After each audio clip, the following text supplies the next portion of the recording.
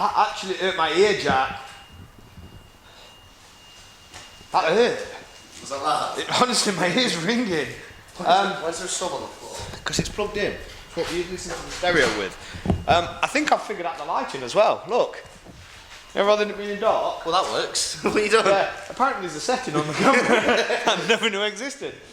So this is going to be an eventful video today, which is going to be fun, because we've had this kit for a very, very long time. Yes. Now, we're about to show you how to fit a flamer kit. Now, you can use this to any car, but we're going to use it on Jack's car. Wait, see how cold it is.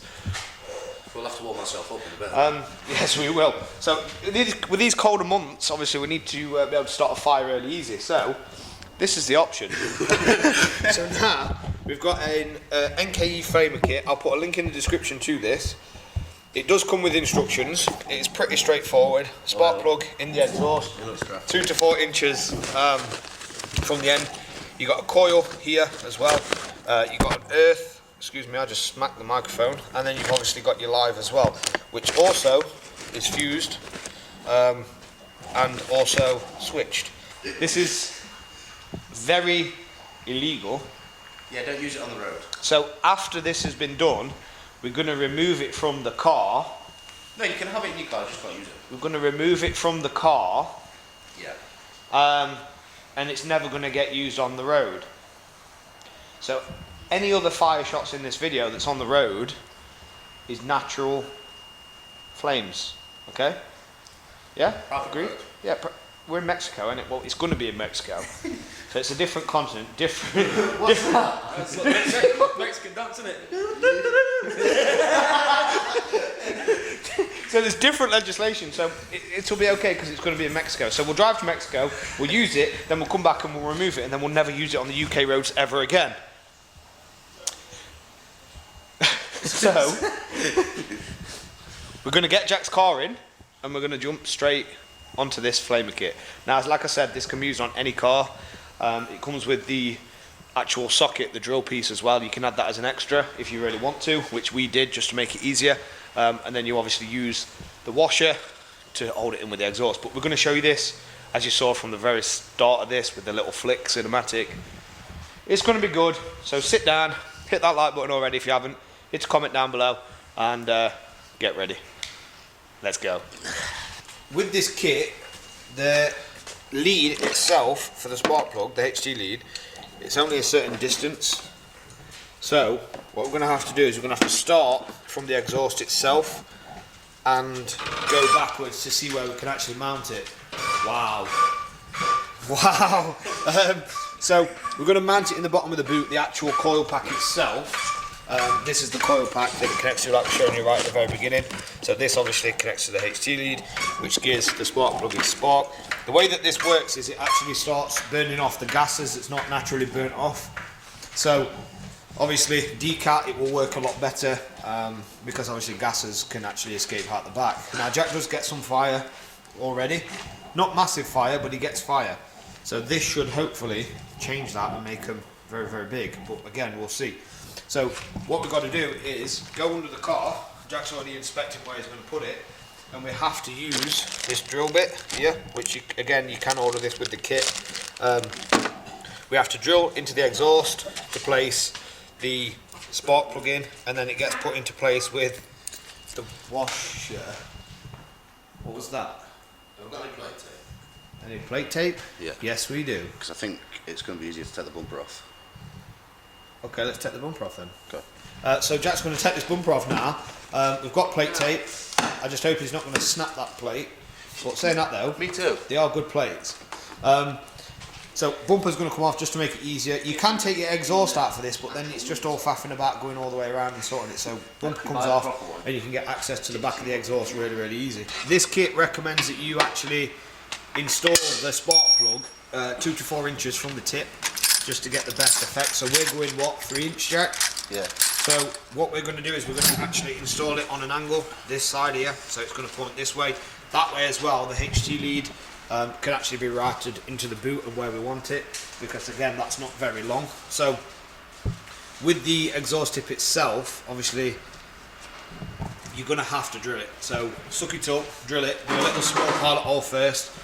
Jack's just used a punch to punch where he's going to want it, and then once you've done that, use the actual drill bit to put the spark plug in. Once that's done, the spark plug then puts into place, and then you put a washer on the inside to hold it in there and tighten that washer up. That's what holds the spark plug in the exhaust.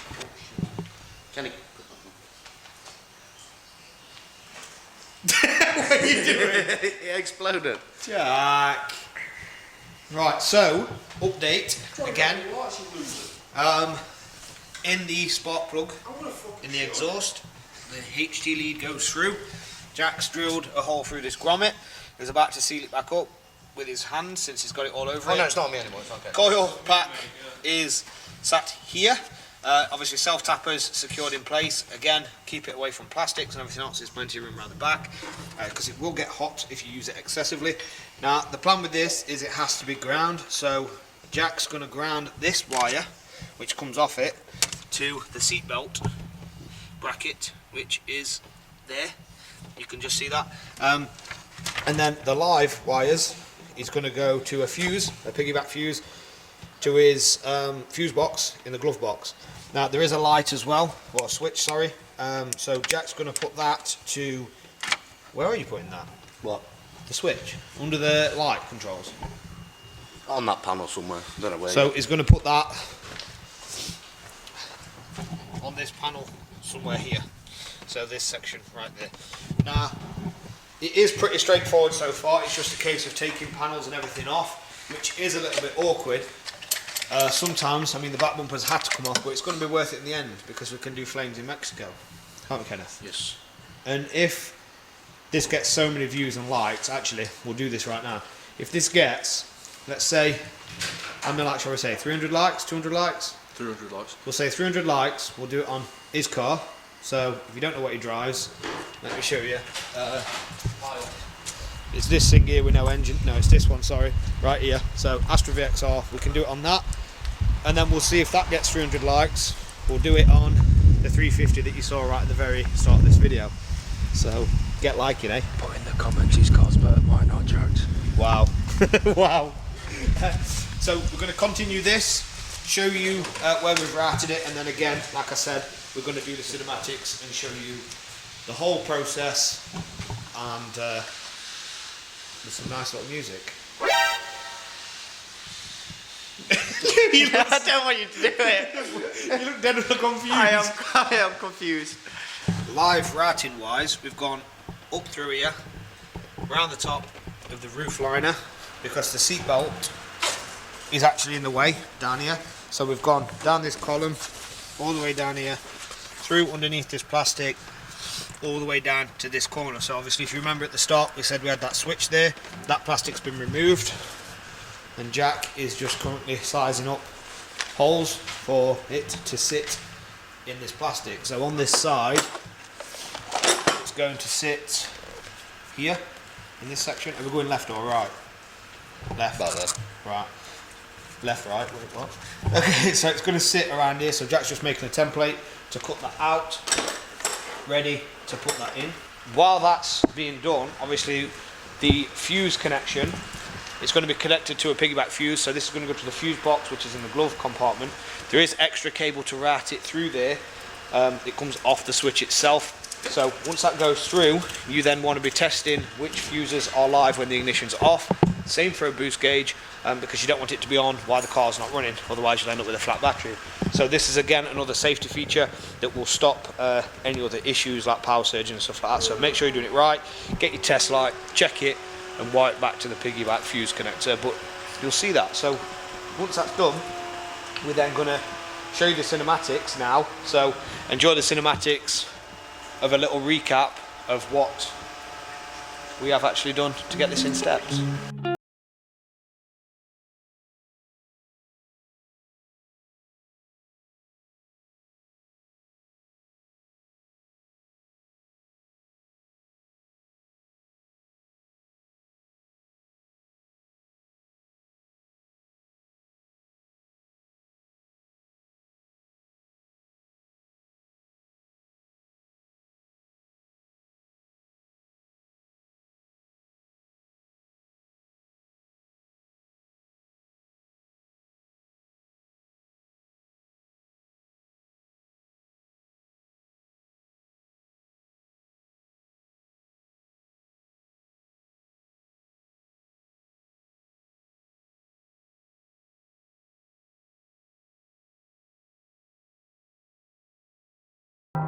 Car's all back together.